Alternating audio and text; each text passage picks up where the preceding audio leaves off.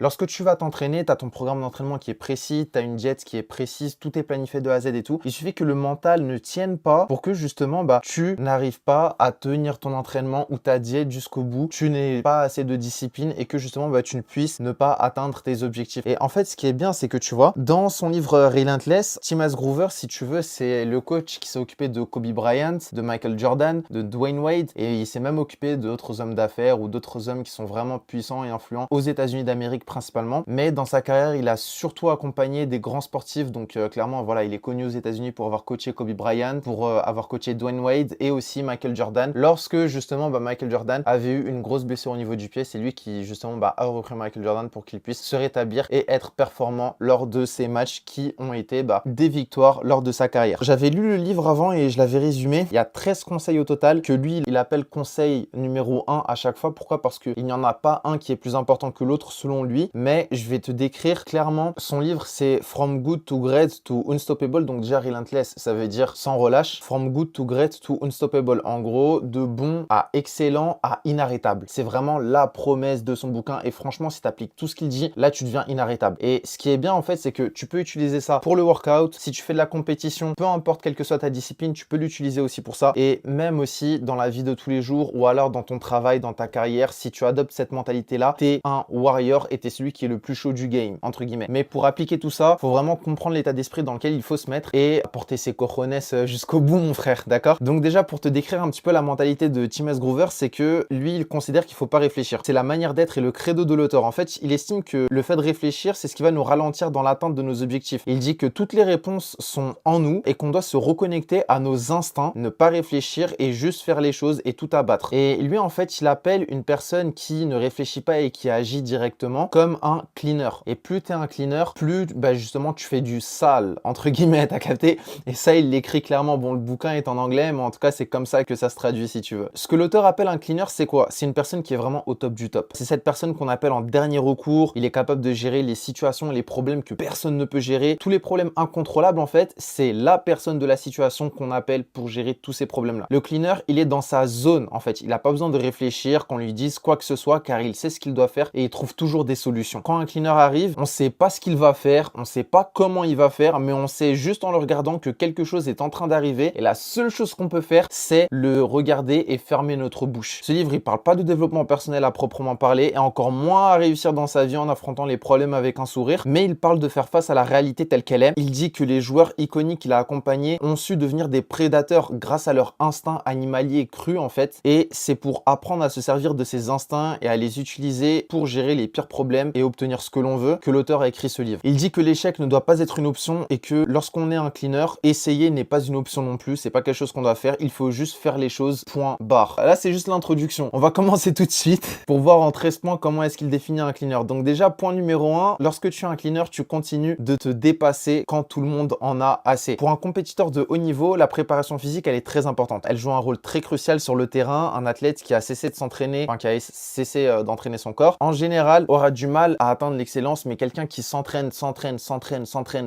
il finit par atteindre l'excellence. Après, la préparation physique ne suffit pas. Au bout d'un moment, le corps lâche. Ça, c'est ce qu'il dit lui aussi et il l'assume totalement. Et c'est là où justement, on reconnaît une personne qu'il dit inarrêtable et une personne qui ne l'est pas. Lorsque généralement le corps va lâcher, quelqu'un qui est inarrêtable va dire je fonce, alors que la plupart des gens diraient je m'arrête là, c'est bon, j'en peux plus. Ça, c'est une mentalité vraiment extrême pour le coup parce que l'auteur, si tu veux, il considère qu'avant d'entraîner son corps, il faut d'abord entraîner son mental et lui expliquer comment il peut apprendre au corps les bonnes manières de se développer. En bref, ce qu'il faut faire, c'est choquer le corps autant que possible et secouer l'endurance mentale et psychologique. L'objectif, en fait, c'est de faire un entraînement tellement intense que lorsqu'on en ressort, qu'on part en compétition, tout paraît beaucoup plus facile. Donc là, le but, en fait, c'est de sortir tellement loin de sa zone de confort que lorsque tu fais une compète, ça devient facile pour toi. Et ça, vraiment, en fait, c'est grave intéressant parce que je fais le parallèle avec ce que je faisais. Lorsque je voulais augmenter ma force de tirage pour faire du freestyle bar, il y avait un moment, j'étais vraiment nul. Moi, tout ce qui était genre force de tirage, exercice de traction, faire des muscle-up pour enchaîner les figures et tout, j'étais vraiment nul. Puis ce qui s'est passé, en fait, c'est qu'au bout d'un moment, j'ai commencé à me caler sur des séances d'entraînement de tirage qui étaient vraiment intenses. Mais quand je te dis intense, mon gars, fallait vraiment avoir le mental parce que je m'entraînais aussi avec des athlètes professionnels alors que j'étais, on va dire, moyennement pro dans le sens où je faisais déjà quelques compétitions mais j'avais pas encore franchi la barre des compétitions nationales pour l'instant. Et franchement, même ces mecs-là, ils galéraient à faire ces séances de tirage. Alors pour te dire, lorsque je remontais sur la barre 2-3 jours après mettre au reposé, franchement, je pouvais t'enchaîner des figures, mais comme pas possible. J'étais rapide, j'étais endurant. Pourquoi? Parce que justement, j'étais dans l'inconfort le plus total. Genre, mes bras, ils brûlaient, je continuais quand même de faire mes séries, je continuais quand même de faire mes répétitions et j'avais un entraînement de malade mental. Pour revenir à ce qu'il disait, c'est qu'on peut être dans l'inconfort en s'entraînant comme un malade, en contrôlant sa diète, etc.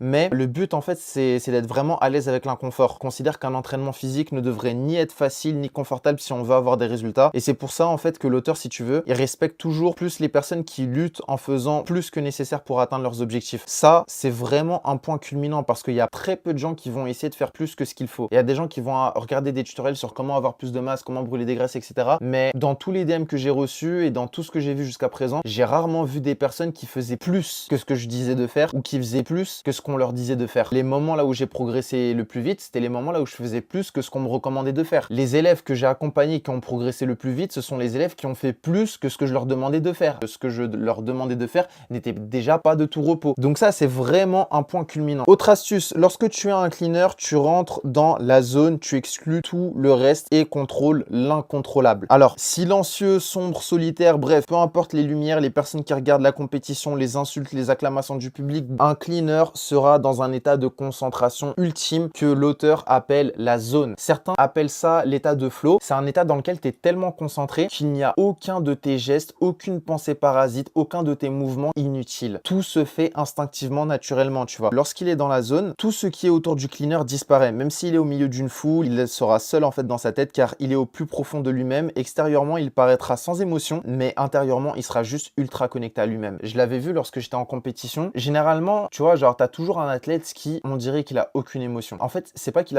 n'est pas émotif, mais c'est juste qu'il est ultra concentré à un niveau que tu ne peux pas t'imaginer. Et ce mec-là, même sans le savoir, hein, même sans avoir fait de compétition et tout, tu ressens quelque chose quand tu vois des personnes comme ça. Au bout d'un moment, j'ai compris d'office que c'était la personne qui était la plus dans cette zone, en fait, qui allait faire les meilleures performances, qui allait vraiment sortir le truc le plus incroyable. Même si c'est peut-être pas forcément la personne qui allait gagner à la fin, c'est celle qui allait sortir les performances les plus incroyables. Et pour le coup, en fait, c'est réel, tu vois, genre, la seule chose à laquelle la personne va penser à ce moment-là, c'est la tâche qu'il doit accomplir à l'instant T. Combien de vous sont capables, lorsqu'ils s'entraînent, sont capables de penser à la série qu'ils sont en train de faire actuellement? Lorsque tu fais tes tractions, est-ce que tu es pleinement concentré? Je dis ça, mais moi, ça m'arrive, hein. Il y a des moments où je dois faire, par exemple, j'étais en Allemagne, j'avais des figures à faire et tout. Il y avait des moments où j'étais pas concentré. Mais lorsque j'arrive à me concentrer de manière absolue, il y a aucune erreur que je fais. Et vraiment, la concentration, c'est un truc de malade parce que si tu arrives à être tellement focus que tu rentres dans ce qui s'appelle la zone, c'est terminé, tu vois. Le cleaner, lui, alors une fois qu'il est dans la zone, il doit avoir aucune distraction parce que s'il en ressort, ça sera difficile de retourner dans ce que l'auteur appelle la zone. Et les émotions aussi sont considérées comme des distractions car s'il ressent de l'excitation, de la jalousie ou autre, il sera drainé par celle-ci et il ne pourra plus être concentré. La seule émotion qu'il devra ressentir à la limite, ça sera de l'énervement contrôlé, de la colère contrôlée, ok?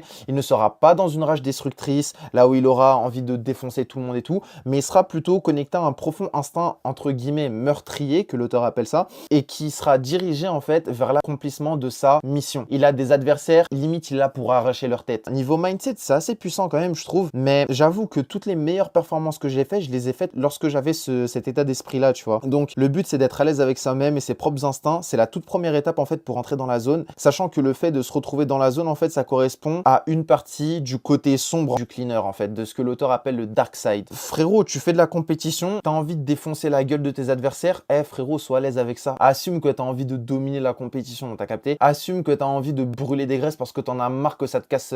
Bref, je vais pas non plus dire de gros mots parce que, vas-y, on est sur YouTube, mais assume aussi le fait que, voilà, si t'es skinny, t'as un corps de squelette, ça te brise les cacahuètes, mon frère, et assume que ça te fout la rage et du coup, défonce tout et reste concentré à l'entraînement, pense à la tâche que t'es en train d'accomplir. Troisième point, lorsque t'es un cleaner, tu sais exactement qui tu es. L'auteur affirme qu'à la naissance, on est directement connecté à nos instincts, ce qui fait de nous des cleaners. En fait, il dit ça dans le sens où lorsqu'un bébé a faim, il n'a pas besoin de communiquer lorsqu'il a faim, qu'il est fatigué ou quoi. Il va directement se mettre à pleurer pour le signaler à ses parents sans même avoir besoin d'y réfléchir. Par la suite, bon, on nous apprend les codes, les règles qui font en sorte qu'on devient de plus en plus limité dans nos actions, d'après ce que l'auteur nous dit. Et on ne peut pas devenir excellent ou encore moins inarrêtable en suivant les codes et les règles de base. Il faut aller plus loin que ça. Un cleaner n'a pas besoin de réfléchir à ce qu'il va faire pour régler telle ou telle situation. Il le sait déjà, bien avant même que les autres ne le sachent. Et il n'a pas besoin qu'on lui dise ce qu'il doit faire car il sait au fond de lui et il est extrêmement connecté à ses instincts. En tout cas, c'est ce que l'auteur dit, tu vois. C'est sombre un peu hein, quand même, mais l'auteur, lui, il parle en fait vraiment de ce qui est les instincts de tueur, tu vois, dans le sens où, dans une compétition, c'est comme dans la jungle où il y a le lion qui va chercher son gibier en fait. Il va attendre le moment de faiblesse de la gazelle ou de ce que tu veux pour attaquer. Et un compétiteur va faire pareil. T'es un sniper, t'attends,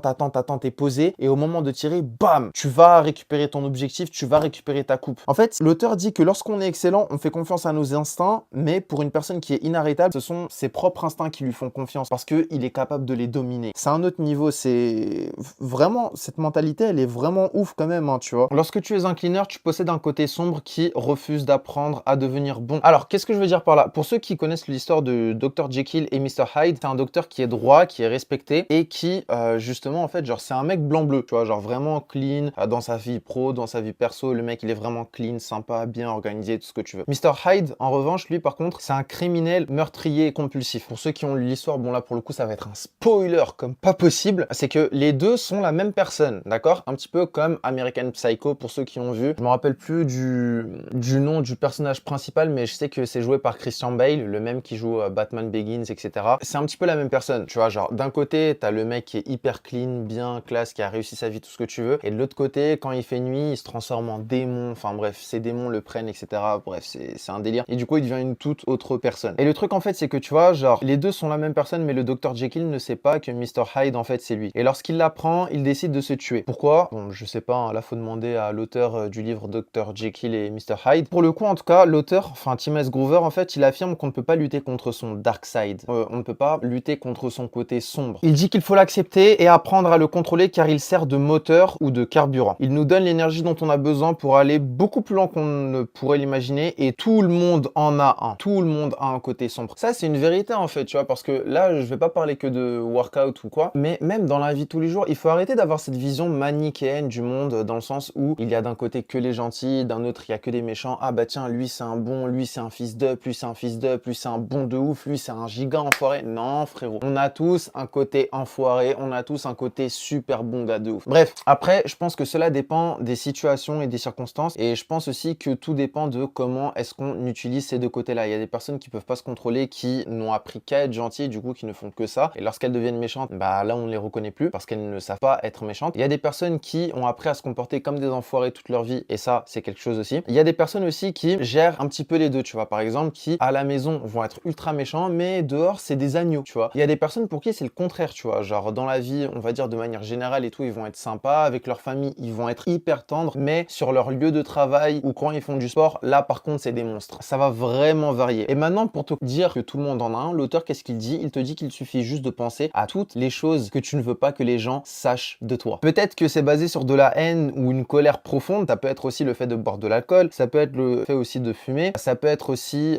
dans ton dark side, hein, je te parle, ça peut être aussi voilà le fait d'avoir plusieurs rapports intimes, on va dire, sans compter avec plusieurs partenaires différentes ou une, je sais pas, tout dépend. Mais en fait, l'auteur, il insiste sur le fait que tout le monde en a un, et il dit que même nos super-héros, ils ont un côté sombre, ils ont tous un côté obscur. L'exemple numéro 1 qui me vient en tête, c'est Batman. Lorsque c'est la journée, on voit monsieur Bruce Wayne, mais lorsqu'il fait nuit, il enfile sa cape de Batman et il va tabasser les méchants. Plein d'autres exemples aussi, tu vois, l'auteur donne l'exemple de Peter Parker dans le costume de Spider-Man, le loup-garou aussi qui se transforme une fois que c'est la pleine lune. Bref, qu'on le veuille ou non, et qu'ils le veuillent eux-mêmes ou non, nos super-héros, en fait, entre guillemets, cachent tous leur identité dans l'obscurité, la plus totale, dans le but de faire du bien, d'accord? Donc, en soi, avoir un côté sombre, un dark side, c'est pas un problème. Le plus important, c'est de savoir comment est-ce que tu l'utilises. Pour le contrôler, il faut savoir dans quelle mesure s'y prendre. Par exemple, certains joueurs pro en basket ont besoin, justement, de fumer ou de boire pour retirer une certaine dose de stress. Après, l'auteur affirme que certains peuvent se le permettre de faire ce genre de choses avant un grand match, à condition que cela leur permette de rester ultra concentrés et dans le contrôle le plus total de leur action. Mais si c'est pas le cas, ils le feront après. Tout dépend. Donc en fait, tout n'est qu'une question de se connaître et vraiment contrôler son côté sombre. T'as capté? La règle de tout cleaner, en fait, c'est contrôle ton dark side, ne le laisse pas te contrôler. T'as le droit d'avoir des idées sombres, t'as le droit d'avoir des... Voilà. T'as le droit d'avoir des côtés, on va dire, un petit peu moins bons que ce qui est dit dans la normalité ou dans ce que quelqu'un de blanc-bleu ne ferait pas. Mais il faut juste que tu contrôles tes mauvaises pensées, tes pensées parasites, etc. Et pour être honnête, en fait, il pose deux questions. Un, est-ce qu'on connaît, si t'es toujours pas convaincu que tout le monde a un côté sombre et tout, la première question que l'auteur nous pose, c'est est-ce que tu connais une grande célébrité, chanteur, sportif, homme politique ou homme d'affaires qui a énormément réussi et qui n'a en aucun cas fait l'objet principal d'un grand scandale? Est-ce que t'en connais, oui ou non? Voilà, déjà t'as ta réponse. Et deux, est-ce qu'il est possible de réussir à tous les niveaux exceptionnels en respectant toutes les les règles qu'on nous a enseignées. Là, tu vois, l'auteur, avec ces deux questions, bien sûr, il soulève quand même des points qui sont assez intéressants, mais après, le but, voilà, c'est pas de devenir totalement compulsif et de ne pas réfléchir aux conséquences. De plus, le dark side de chacun de nous ne doit en aucun cas être présent dans sa propre maison lorsqu'on est en famille ou lorsqu'on est vraiment avec des proches. Cependant, il faut apprendre à le dompter. Autre conseil de l'auteur, un cleaner n'est pas intimidé par la pression, il s'épanouit dedans. Alors, on ne peut pas espérer avoir du succès sans se mettre sous pression. Un cleaner vit dans la pression qu'il se met à lui-même, pas celle qui est à l'extérieur. Et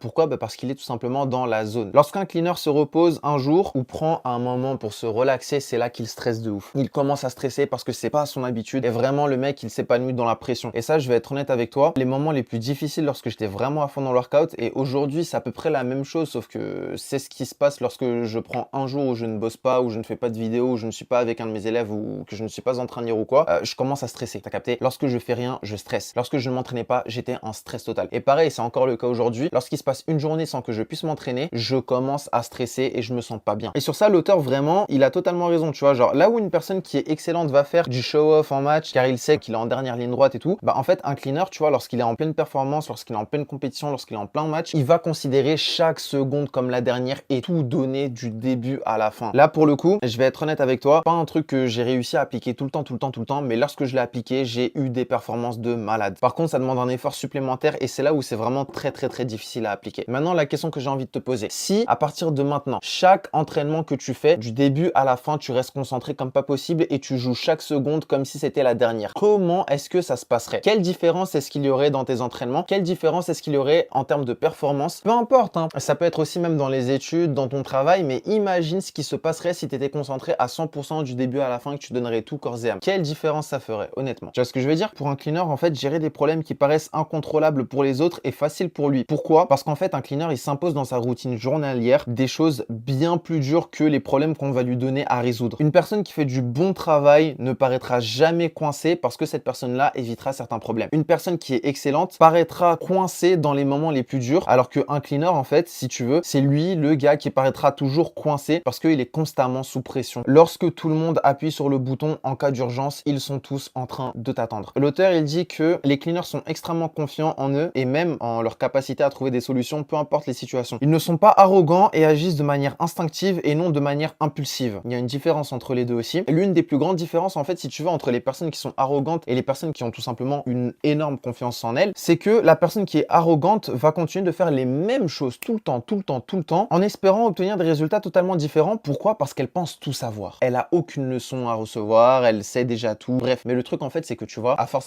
de faire tout le temps les mêmes choses, tu peux pas avoir des résultats différents. Un cleaner, lui, sait qu'il peut pas tout prévoir. Même s'il se prépare au pire scénario possible, il sait que les choses peuvent changer, un cas de figure qui n'est pas prévu de base, et dans tous les cas, il se réadaptera de manière à ce qu'il puisse trouver une manière de faire qui puisse l'aider à atteindre l'objectif visé. Quelqu'un de bon trouvera toutes les excuses du monde si les choses ne marchent pas. Une personne excellente ira blâmer les circonstances ou autres. Et un cleaner, si jamais il a pas réussi sa mission, il te regardera dans les yeux et il te dira: j'ai merdé, c'est de ma faute. Fin de l'histoire. Et ça, c'est hyper important parce que bon, là, pour le coup, je t'avoue que j'ai ce comportement-là, mais c'était pas le cas au début. Mais j'ai remarqué même tout le long des compétitions de street workout et même dans la vie de tous les jours, tu vois, lorsque je vois des personnes réussir sur le plan professionnel, l'un des points qu'elles ont en commun, c'est de garder un énorme sens des responsabilités, dans le sens où si jamais il y a des choses qui ne vont pas, bah elles vont dire: c'est de ma faute, j'aurais dû mieux gérer les choses et c'est comme ça. Par contre, les personnes qui se plaignent la plupart du temps, généralement, elles ne vont pas aller loin. Et quand je te dis se plaindre, c'est se plaindre, genre remettre, soit utiliser toutes les excuses du monde, soit utiliser, enfin voilà, les conditions du genre: ouais, bon là j'étais un petit peu fatigué, j'aurais dû faire gaffe. Et ça, c'est pas un truc à faire, t'as capté? Enfin bref, d'après l'auteur, et moi aussi je t'avoue que je suis d'accord un petit peu avec ça. Là où un cleaner va échouer et va admettre ses torts, ça va pas détruire sa confiance en lui et au contraire, il aura plus d'expérience et de savoir, donc plus de maturité pour résoudre ce même genre de problème à l'avenir. Si c'est ce qui l'a fait échouer, il fera en sorte de ne plus échouer sur ce genre de choses à l'avenir, tout simplement. Une personne excellente finira toujours par se ranger du côté des circonstances, alors qu'un cleaner, lui, il fera en sorte que les circonstances s'adaptent à lui. Il pleut, il neige, il fait froid, il est fatigué, ils sont une quinzaine,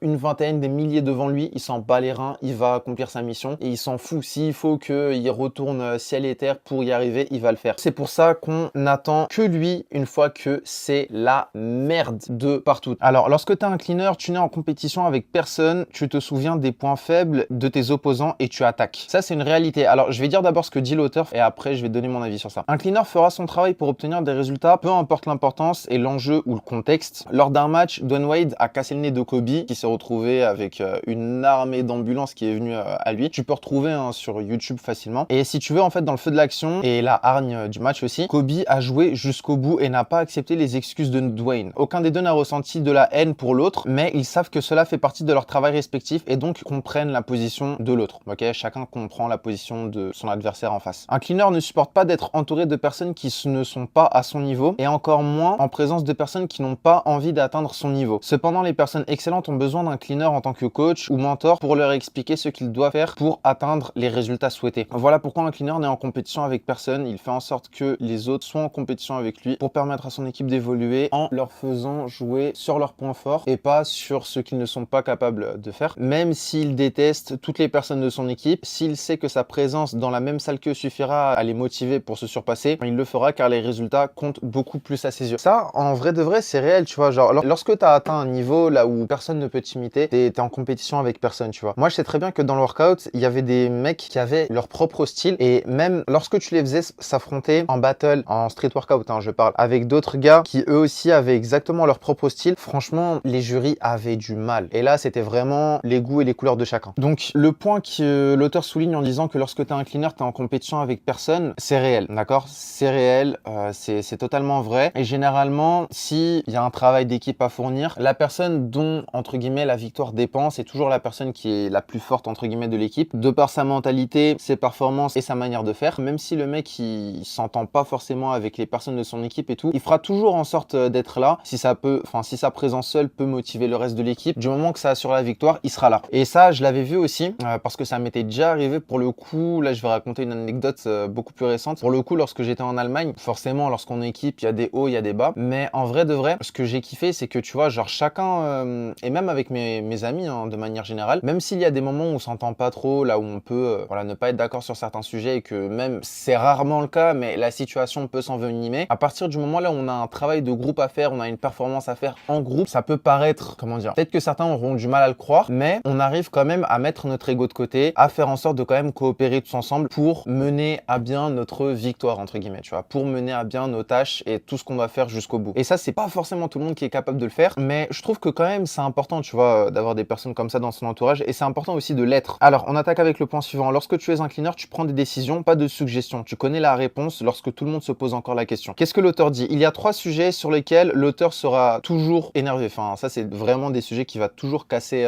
les cojones de l'auteur, si tu veux. Alors, ce que les gens appellent le feu sacré, la passion et l'interminable débat du verre à moitié vide ou à moitié plein. Déjà, pour commencer, alors, le feu sacré, pour lui, c'est juste du blabla psychologique inutile. Être motivé, c'est bien, mais pour lui, il ne s'agit que de choses qui se passent dans la tête. Il n'y a rien de concret, donc il n'y a aucun résultat. Et ça, c'est réel, en fait, tu vois, parce qu'il y a plein de gens qui sont motivés à brûler des graisses, plein de gens qui sont motivés à gagner en masse. Mais est-ce que la motivation, ça rapporte des résultats? Non, c'est le fait de mettre en application ton programme d'entraînement qui va te rapporter des résultats. Ça, je suis totalement d'accord avec ça pour le coup. Donc clairement, restez plus dans l'action. La passion, ce que dit l'auteur. La passion, c'est cool et on entend souvent suis ta passion, mais on te dit jamais travaille sur ta passion ou deviens excellent dans ta passion et encore moins trouve un moyen d'être meilleur dans ta passion. Ça, c'est des choses qu'on te dit jamais. C'est un petit peu dommage, tu vois, parce que j'ai l'impression qu'il y a plein de gens qui sont passionnés par des tas de choses et tout. Moi, personnellement, ça a été le workout et ce qui m'a vraiment permis de kiffer au maximum le workout, ça a été de me donner vraiment autant que possible, tu vois. Pour les compétitions, je me la donnais. Enfin, j'ai commencé à réellement me la donner après que j'ai fait ma première, tu vois. Et c'est vrai qu'on vit beaucoup mieux sa passion, on la vit beaucoup plus à fond lorsqu'on essaie de s'améliorer constamment. Le troisième point, pour le débat du verre à moitié plein ou à moitié vide, vous allez rigoler les gars. Personnellement, j'ai rigolé. Mais si tu veux, l'auteur considère que ce concept du verre à moitié plein ou à moitié vide, il a été inventé par un mec qui ne savait pas prendre de décision, clairement. Et ce que va souligner l'auteur juste après, c'est que c'est mauvais parce qu'au moment là où tu vas commencer à douter, là où tu hésites, en fait, notre instinct nous suggère quelque chose, genre par exemple s'entraîner à X heures, faire tel ou tel exercice, lancer tel ou tel projet, etc. Et si on reporte la décision à plus tard, et ben le lendemain, d'autres décisions vont nous attendre et ça s'accumule, ça s'accumule, ça s'accumule, ça s'accumule. Est-ce que tu arrives à visualiser un petit peu le truc? L'idée est que à trop penser, on finit par ne rien faire et soit on se voile la face avec la pensée positive, tu vois, en mode oui, mais bref, soit tu commences à déprimer parce que tu vois la réalité des choses. Peu importe qu'elle soit bonne ou mauvaise, la décision doit être prise et les actions doivent suivre. Un cleaner prendra toujours des décisions et assumera les conséquences si elles sont mauvaises, enfin voilà, même si elles sont mauvaises en fait, tout simplement. De plus, ils sont capables d'endurer une douleur mentale et physique que peu de personnes ne sont capables de supporter. Ça, c'est très vrai. Les meilleurs compétiteurs que j'ai rencontrés, ils étaient capables d'endurer des douleur monumentale. Même si tu veux, là dans l'équipe avec laquelle je m'entraîne pour le coup, les Bar Tigers, le chef de notre équipe pour le coup, Nabilson, je pense qu'il a dû le communiquer sur les réseaux sociaux à l'époque. Aujourd'hui, il communique peut-être un petit peu moins, mais pour le coup, c'est un mec, même s'il a des déchirures musculaires, qu'il a des bleus, il continue quand même de faire ses figures. Le mec est une machine et c'est pas tout le monde qui est capable de le faire. Et pour le coup, personnellement, je trouve que c'est une conduite exemplaire. Après, bien sûr, il y a des inconvénients à être comme ça, mais pour moi, il fait son job jusqu'au bout. L'auteur, lui, va donner des exemples avec Kobe quand il s'était cassé le doigt. Il devait choisir entre continuer la saison avec un doigt pété, donc douleur atroce et moins de malléabilité, parce qu'il pouvait moins bien bouger son doigt, ou alors faire une pause pour réparer ça, mais tirer une croix sur les prochains matchs. Donc ce qu'il a fait clairement, c'est qu'il a pas écouté ses docteurs. Et si tu veux, en fait, le temps qu'on passe à réfléchir, à savoir si on fait X ou Y, si on fait ceci ou cela, faut garder à l'esprit qu'une autre personne a déjà pris la décision et si ça se trouve, le temps qu'on passe à ne rien faire, elle a déjà atteint les objectifs qu'on vise. Et bah, si ça se trouve, même à l'heure actuelle, elle est déjà en train de se moquer de toi. Pourquoi? Parce qu'elle te voit en train de procrastiner. Et nous, bah, du coup, voilà, genre, c'est à nous de bouger, en fait, tout simplement. La prise de décision, très importante. Alors, ce point-là, vraiment, il est très particulier pour le coup. Bon, ça va être une réalité. Là, j'ai pas envie de faire une vidéo à la Alex Hitchens ou de coach de pilates de balle ou de faire une vidéo de discipline, de je sais pas quoi et tout. Mais je suis quand même d'accord avec ce que le mec il dit. Je te préviens, la pilule, elle est un petit peu violente, comme ce bouquin, en fait. L'auteur dit que lorsque tu es un cleaner, tu n'as pas forcément à aimer le travail, mais tu es addict au résultat. Qu'est-ce qu'il entend par là? Alors, arriver au sommet n'est pas la même chose que réussir une fois au sommet. Lorsqu'une personne, par exemple, vient d'être embauchée, le fait qu'elle signe son contrat de travail ne veut pas dire qu'il ou elle va rester dans le même travail toute sa vie. Là, je vais faire un parallèle avec le workout. C'est pas parce que tu as réussi à maîtriser le front lever, le muscle up, le handstand que tu vas le garder pour toute ta vie, en fait. Le problème, c'est que la plupart des gens, cela coule douce. Une fois arrivés au sommet, ils se relâchent et ne vivent que par et pour leurs privilèges. Ça, c'est ce que dit l'auteur. Ils ne considèrent plus devoir faire face à leur travail et ils considèrent qu'ils n'ont plus besoin de faire leurs preuves. Ça, pour l'auteur, c'est un problème. Et c'est là où, justement, il dit qu'un cleaner, peu importe la situation, fera toujours en sorte de s'améliorer coûte que coûte ou au moins de se maintenir à son top niveau, peu importe la période. Les privilèges sont en réalité des prisons, selon l'auteur, jusqu'à ce que l'on sache comment s'en servir. Certains basketteurs sont payés des fortunes et pourtant restent toujours sur le banc des remplaçants. D'un côté, ça leur permet de gagner beaucoup d'argent en restant assis, entre guillemets, c'est ce qu'il dit, mais d'un autre, ça ne les mettra ni en forme et encore moins de progresser pour atteindre l'excellence ou même de devenir inarrêtable. L'auteur affirme que lorsqu'il entraînait Michael Jordan, qu'il perdait ou qu'il gagnait un match, le lendemain, il avait entraînement du coup avec l'auteur parce que c'était son coach. Et peu importe qu'il fasse beau ou non, peu importe s'il ressent de la fatigue, s'il a passé une bonne nuit, si dans sa vie perso c'est le bordel total, qu'il soit en mauvais état ou tout parfait en ordre et tout, bref, ça c'est ce qu'est un cleaner d'après l'auteur. Lorsque tu es un cleaner, tu préfères être craint qu'être apprécié. L'auteur dit qu'il y a des joueurs pros qui attendent le moment où leur prise contre leurs adversaires est sur le point de flancher pour attaquer de toute leur force et les écraser. Cependant, un cleaner, lui, en fait, il est pas comme ça. Lui, il veut battre ses adversaires lorsque leurs adversaires, justement, sont en pleine capacité, lorsqu'ils sont au sommet de leur puissance, d'accord? Un cleaner ne fait pas de bruit, il est bien enfoui dans les profondeurs de l'océan et ne fait pas de vagues. Mais lorsqu'il attaque, c'est généralement aussi dévastateur et surprenant qu'un immense tsunami qui est arrivé sans prévenir. C'est ce qui fait peur en général à ses adversaires actuels et aux suivants sur la liste. D'abord, le cleaner doit être craint et ensuite il se fera respecter. Il n'a pas besoin d'être aimé ni admiré des autres, ni de leur amitié ou que les autres partagent leurs idées. Il n'a pas non plus besoin de dire ce qu'il va faire, il fait juste le travail, obtient les résultats souhaités et tout le monde sait qu'il est bon à ça. En général, un cleaner se fait souvent insulter de trous du ou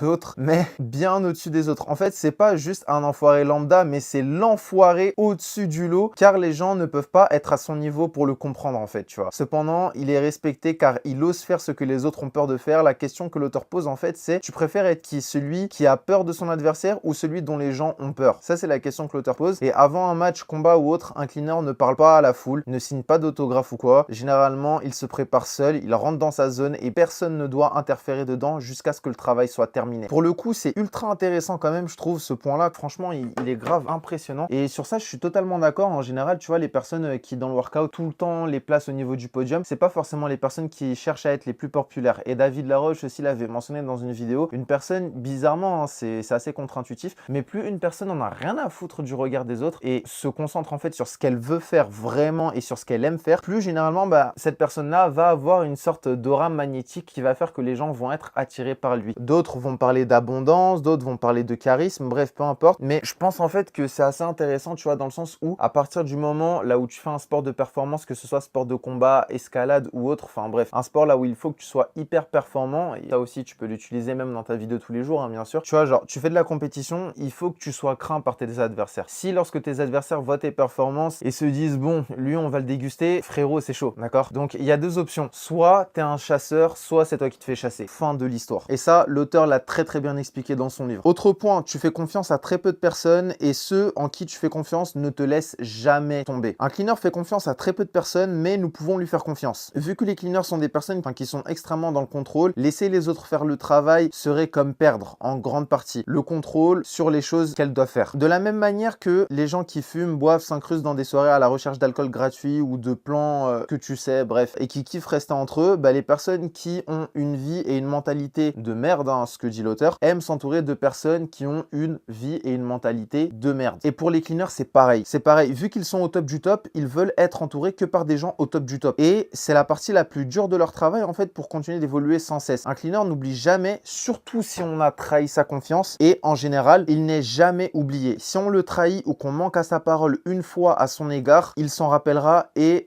reviendra beaucoup plus fort et dangereux qu'il ne l'était à la base. Lorsqu'on appelle un cleaner pour gérer une situation stressante, il faut surtout pas tourner le dos, car si après la tâche il doit s'occuper de toi, franchement il va le faire. Donc les cleaners voient les gens autour d'eux comme des outils avec une utilité plus ou moins précise. L'auteur ne dit pas que ce sont forcément des exemples à suivre, mais qu'il s'agit de personnes qui iront jusqu'au bout de leur mission qu'on leur confie, peu importe les moyens utilisés. Et ça c'est vraiment très sombre, hein, parce que le sous-entendu derrière il est vraiment obscur de ouf. Bref, le peu de personnes en qui les cleaners vont faire confiance, tu vois, l'ont mérité en général. Et si on fait partie de ce genre de personnes, c'est que potentiellement on est un cleaner, ou alors qu'on est sur le point d'en devenir un. Mais il faudra en contrepartie faire le travail jusqu'au bout. Ça, c'est vraiment très intéressant. En fait, tu vois, même sans forcément parler de cleaner et sans forcément utiliser les termes de l'auteur, en fait, faut savoir une chose, tu vois, genre, lorsque tu commences à faire de la compétition, ou même, tu vois, genre, t'es sur quelque chose, t'es on va dire, tu commences à travailler sur toi de manière assez générale et tout, pour ceux qui font du développement personnel, au bout d'un moment, tu vas évoluer.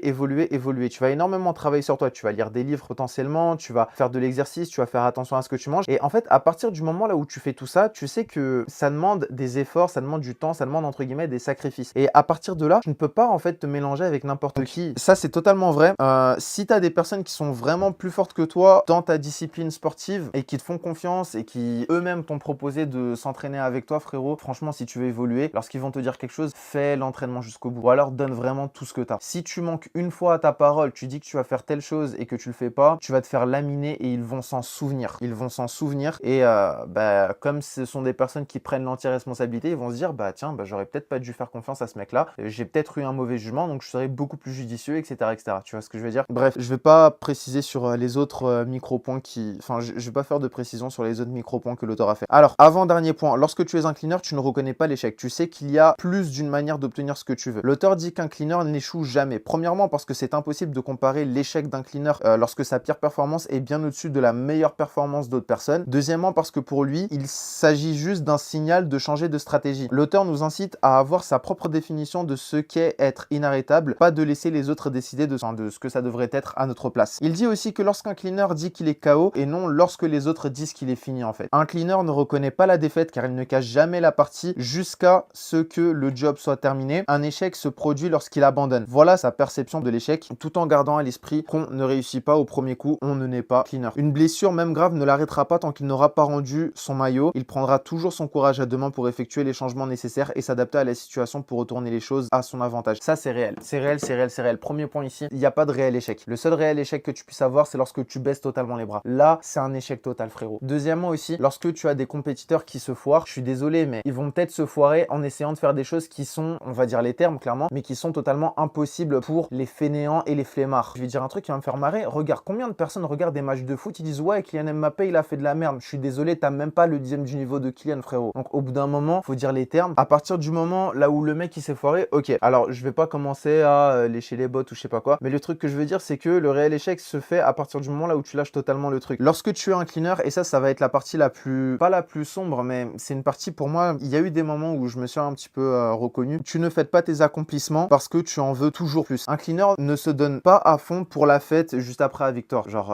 après une victoire, c'est pas là où il va puiser un maximum d'énergie. Après avoir gagné un match, un combat ou remporté un gros deal, il va sentir une sorte d'euphorie extrême pendant 5 minutes et après ça, il va se sentir relativement bien pendant les prochaines 24 heures et enfin, il retournera au charbon. bon. Pour identifier un cleaner lors d'une célébration, lors d'une fête ou un truc comme ça, en fait, tu vas voir, ça sera la personne qui s'est mise à l'écart du groupe, et elle s'est mise à l'écart d'elle-même, hein. Personne lui a demandé de se mettre sur le côté, qui regarde les autres fêter tout en étant immensément heureux pour eux, mais il est juste de son côté calme et posé, comme pas possible. Un cleaner n'est jamais satisfait de nature parce que s'il gagne un combat en 6 rounds, il va se demander pourquoi est-ce qu'il ne l'a pas fait en 5. Il n'est jamais satisfait car il y a toujours plus à faire et beaucoup plus à prouver, pas aux autres mais aussi pour lui-même. Un cleaner a une grosse pression interne, il est habitué à ça, il cherche la perfection dans les tâches qu'il doit accomplir. Le combat le plus dur à faire sera contre soi-même, et lorsqu'on pense à un rêve qu'on aimerait réaliser, il ne s'agit pas d'une fantaisie mais plutôt selon lui de nos instincts profonds qui nous envoient un message ou plutôt des images de ce qu'on peut atteindre si on s'en donne vraiment les moyens. Hyper intéressant. Pour le coup, je vais être honnête avec toi, les personnes qui étaient, qui sortaient vraiment du lot lorsque je partais en compétition de street workout, c'était toujours les personnes qui, lorsqu'il y avait une fête ou lorsqu'il y avait un rassemblement ou que voilà, on fêtait une victoire, elles se mettaient à l'écart toutes seules. Il y en avait, vas-y, sur un groupe de 10, 15, 20, 30 personnes, il y en avait toujours un ou deux, si ce n'est pas trois maximum, d'accord, qui se mettaient à l'écart et qui étaient en train de cogiter ou un truc comme ça, tu vois. Genre, c'était les personnes qui s'entraînaient le plus, mais genre vraiment de leur côté. Et franchement, voilà, au niveau de l'attitude, tu sens la différence, on va pas se mentir. Par contre, je vais être honnête avec toi, le point là où l'auteur dit que un cleaner ne sera jamais satisfait de ton travail, là pour le coup, je me reconnais un petit peu dans le sens où lorsque je vais faire par exemple une séance et je vais réussir à faire telle ou telle performance, je vais me demander pourquoi est-ce que j'ai pas réussi à prendre telle ou telle figure avant. Pourquoi est-ce que j'ai fait ça et pourquoi est-ce que j'ai pas encore réussi à faire ça en plus. Je sais pas si tu imagines un petit peu le concept, mais pour le coup, vraiment, c'est toujours est-ce qu'il y a une part d'avidité ou est-ce que c'est de l'insatisfaction personnelle, je sais pas. Mais le problème en fait, c'est que tu vois, la part des gens malheureusement, et surtout aujourd'hui dans le monde de la compétition, quel que soit le sport que tu pratiques, il y aura toujours des personnes qui, on va dire, vont se satisfaire de ce qu'elles ont déjà. Et c'est pas un problème en soi, mais le problème réside dans le fait que si tu te satisfais tout le temps de ce que tu as, tu auras du mal à progresser ou du moins tu auras du mal à rester toujours au top du top et à faire une grosse différence majeure dans le sport que tu pratiques. Après, je te parle de compétition, mais la vraie compétition se fait contre toi-même. Donc je pense que résumer tout ce livre nous aura donné beaucoup de matière à réfléchir. Dis-moi ce que tu en penses dans les commentaires. Je te ferai une vidéo dans laquelle je te donnerai mon avis le plus sincère sur ce livre et comment est-ce qu'on peut l'appliquer dans le street workout de manière exacte. Et je te dis à la prochaine. Salut!